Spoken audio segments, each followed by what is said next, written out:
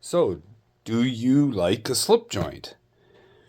I'm just curious if anybody still uses them. Seems like everybody always is talking about the latest lock, the shark lock, liner lock, frame lock, crossbar lock, scorpion lock, compression lock, and all that kind of stuff. But I still kind of like slip joints. I don't see anything wrong with a good slip joint blade used within reason, like this old girl. I picked this up at an antique show. I actually put an edge on it. It's fairly sharp. I love this pattern. Like an old Boy Scout knife.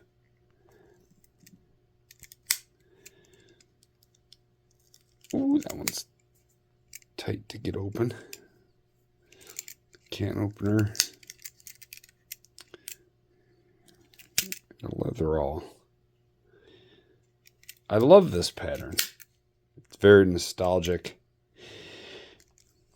And I can tell you that I could cut and whittle and everything, no problem, with this knife, even though it's a slip joint. There's no lock. It only is going to fold on me if I do something wrong. If I'm just whittling away or cutting, it's never going to fold on my fingers. It's not going to happen. Camp King by Imperial. I love this pattern.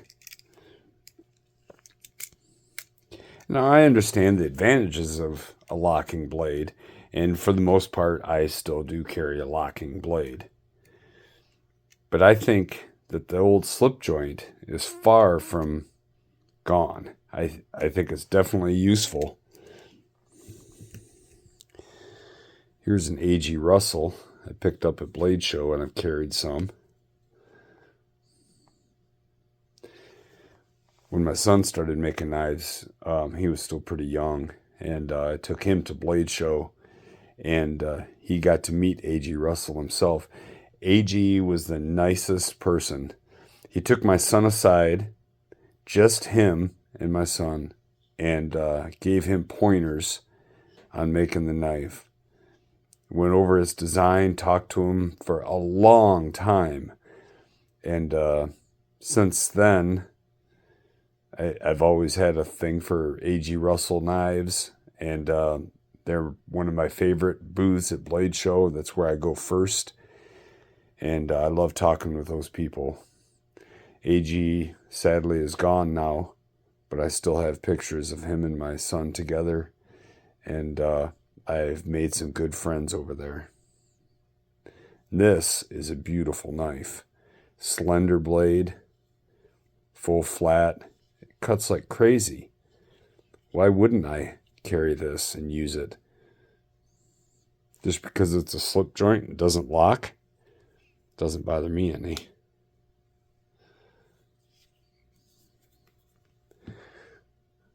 Here's another AG.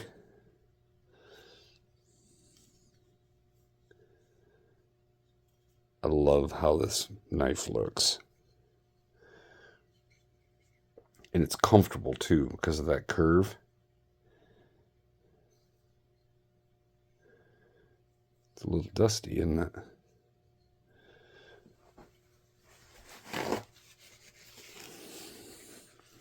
They get carried, so they get dusty.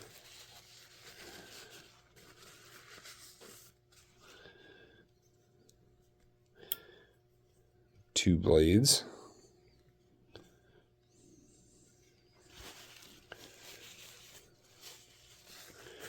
Whew. Pocket went like crazy. I better blow this one out later. That's a very useful blade.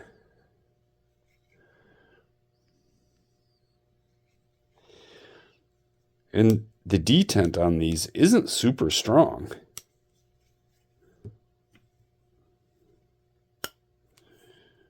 But it's plenty for what it's for.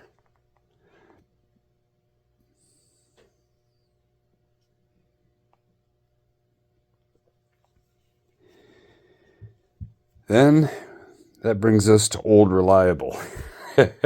So I've carried this knife through most of my working career. This was a Remington, but you can see the badge is gone. The badge has been gone for a long time. It's 1095 steel, which I remember, that's why I bought it. I wanted a carbon steel. And it has seen a lot of work. I bought this new, so all of the wear that's put on it has been done by me. It's got kind of a rough sharpening on it, but it's sharp enough. It'll strip wire. It'll do everything I need. And the Stockman pattern is my favorite pattern. Look at how much that one's worn. This is what I've stripped the most wire with and everything.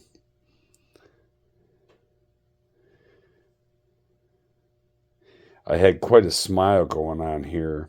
It was really coming down from using on stones. I had a hard time getting in right up here, so I had to put it on my belt grinder, my knife grinder, and I kind of straightened the edge back out. But it still works. There's not a problem. It'll still get the work done. With this spade blade, there's right here, I always kept the spade blade sharp. The spade blade never really saw as much use as the other two. I always thought that it was nice to, with a Stockman blade, having 3 blades available to me, I could always keep one really sharp because you never know. So I never used that one for work much.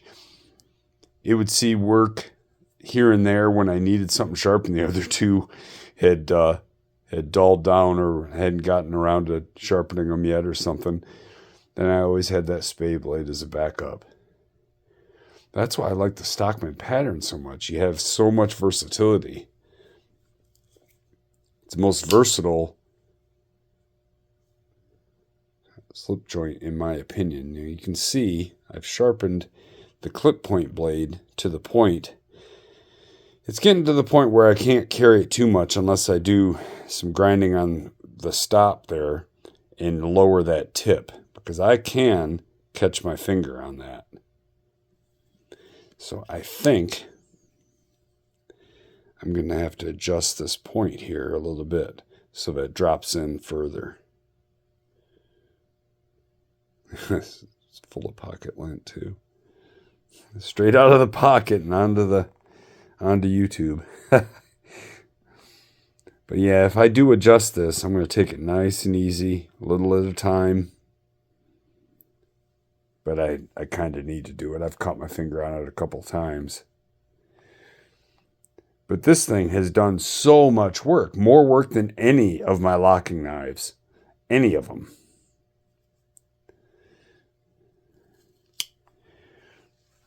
So I'm curious, how many other people carry slip joints? Do you collect cases, or do you use them? Do you just collect them, or do you actually take them out and take them to work and use them hard? Or do you take them out camping? I don't know. I think it's neat to have a traditional slip joint like this. And I definitely think they're still useful. You don't see many locking knives with this amount of versatility in the different blade styles. Of course, there's a lot of other styles of slip joints that I'm not showing right now.